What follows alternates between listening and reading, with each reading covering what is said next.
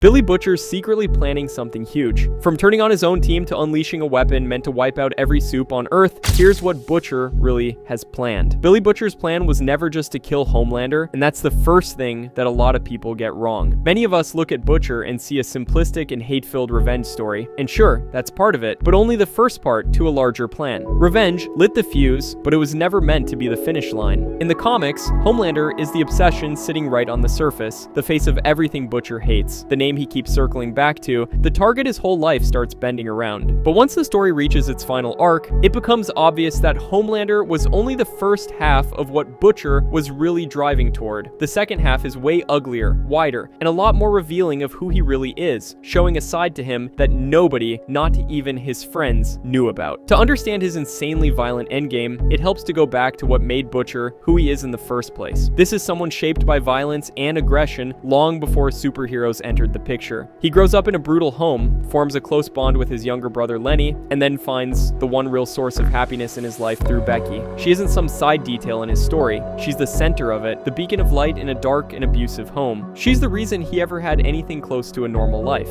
Then that gets torn apart. So Becky is assaulted by a supe, becomes pregnant, dies in a horrific childbirth, and Butcher gets left with grief so extreme that it hardens into a depressive and harsh worldview. From that point on, superheroes stop being individuals with lives to him. They become one giant gang of corruption, abuse, and rot. That shows us that Butcher doesn't process trauma in any healthy or contained way. He doesn't separate the guilty from the innocent very well. And he definitely doesn't move toward forgiveness. He moves toward total war against all supes because of what just one did to his partner. That's there all throughout the comics. He manipulates Huey, uses people as tools, lies to his own team, blackmails allies, and keeps pushing things further than anyone around him is comfortable with. Even when he's technically on the right side of a situation, he's almost never doing it in a decent way. For most of the story, Butcher's goal sounds simple enough. Bring down Vought, kill Homelander, settle the score for Becky. That's the mission everyone can follow, even if they hate how he goes about it, because it's understandable. Then the comics pull the rug out from under that revenge arc. When everything finally comes apart, Butcher finds out Homelander wasn't actually the one who assaulted Becky. It was Black Noir, who in the comics is a clone of Homelander, created as a failsafe. Noir is the one behind the whole thing, the one slowly pushing Homelander into madness, and the one who turns the timeline into complete chaos. Homelander and Black Noir end up destroying each other, and Butcher gets his revenge, or to just not in any clean or satisfying way anyone could have predicted. And this is where the real Butcher steps forward and drops the mask. Once Homelander is gone, most stories would wrap things up. The monster is dead, the mission is over, the score is settled. But Butcher doesn't stop. He keeps going. And that's the moment the full scale of what he became comes into view. He was never building toward one singular execution. He was building toward the complete extermination of the supe race. He had already shifted from kill the one who wronged Becky to wipe out every supe on Earth. Homelander's death doesn't calm him down, it just removes the last excuse that made him seem understandable to the people around him. This plan itself is one of the darkest things in the entire story. Butcher gets hold of unstable, weaponized Compound V sourced through Russia, and the idea is to turn it into a biological chain reaction that targets anyone with Compound V in their system. Not just Homelander, not just the Seven, not just the corrupt ones. Everyone. Every superhero on the planet, no matter how innocent they may be. And that even includes people Butcher fought beside. By the end of it, he isn't trying to win a war. He's trying to erase an entire category of human being from existence. What makes the plan feel even colder is how methodical he becomes while setting it up. He starts removing anyone who might expose it before he's ready. Love Sausage knows enough to be a threat, so Butcher kills him. The Legend is sharp enough to work out what's happening, so Butcher kills him too. Then comes the part that really hits. Mother's Milk confronts him directly over what Butcher himself calls the final solution, and Butcher kills him for it. After that, Frenchie and the female are gone too, not because they betrayed him, not because they sided with Vought, but because he knows they'd resist once they understood where this was heading. That's the point where Butcher stops being a damaged anti-hero and becomes the final villain of his own story.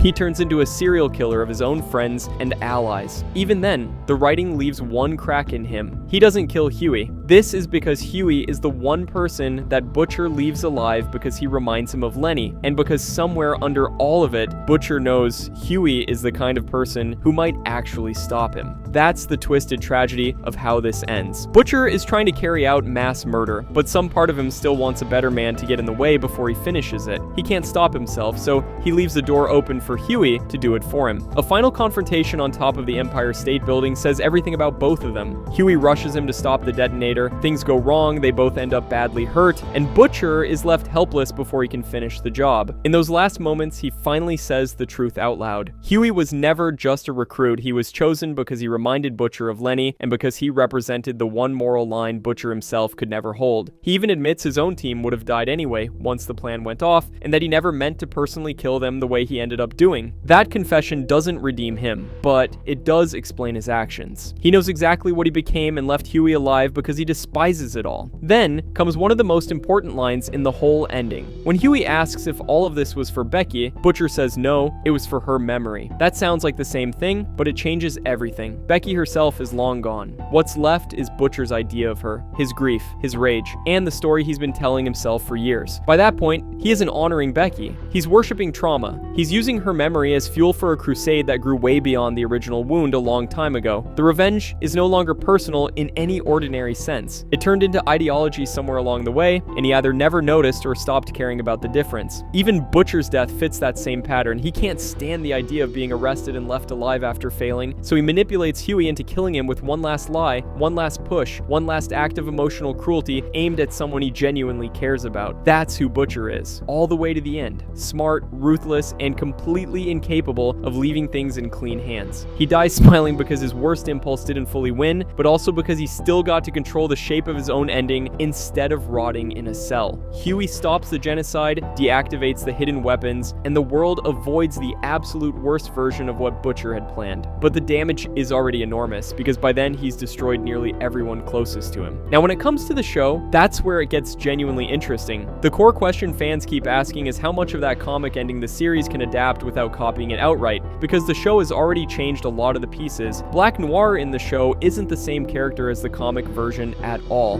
The virus concept exists in the show in a form that actually fits this kind of ending better than the comic's chain reaction setup, which feels like it came out of nowhere. And Butcher on screen has already started talking in terms that sound uncomfortably close to the comic endgame, but way earlier on. The line about killing every supe on the planet is exactly the kind of moment that makes it feel like the adaptation is heading toward the same moral cliff, just with a different and more direct path. That direction makes sense for a few reasons. The virus is a cleaner show version of the plan, easier to explain, easier to put on screen, and better suited to the show's internal science and politics than a web of hidden Compound V caches. The show has also already put Butcher in a position where his alliance with the team feels temporary and fragile. A lot of the speculation points to the team sticking with him, mainly because Homelander is the bigger immediate threat, while fully expecting to turn on Butcher the second he goes too far. That mirrors the spirit of the comic ending, even if the exact events themselves don't. Butcher is useful right up until he becomes the final problem everyone has to solve. The show could also adapt things smartly by keeping Huey in the same role he fills at the end of the comics, the moral counterweight, the one person Butcher can't fully throw away. The series doesn't need to copy the Empire State Building scene to land the same emotional result. It just needs the same story structure underneath it all. Butcher crosses the line that can't be uncrossed, the rest of the team realizes he means it, and Huey becomes the person who has to stop him. That fits the tension already built into their dynamic on the show, and it keeps the core tragedy intact. Butcher still has some broken version of caring for Huey, and Huey still ends up having to save the world from the man who brought him into all of this. We even see a shot in promo material for season 5 where Butcher seems to be choking Huey, so we can safely bet he's starting to turn on the group. The team itself is the other major factor. In the comics, Butcher's endgame eventually includes cutting down his own people because he knows they'll oppose him. The show may or may not go that far,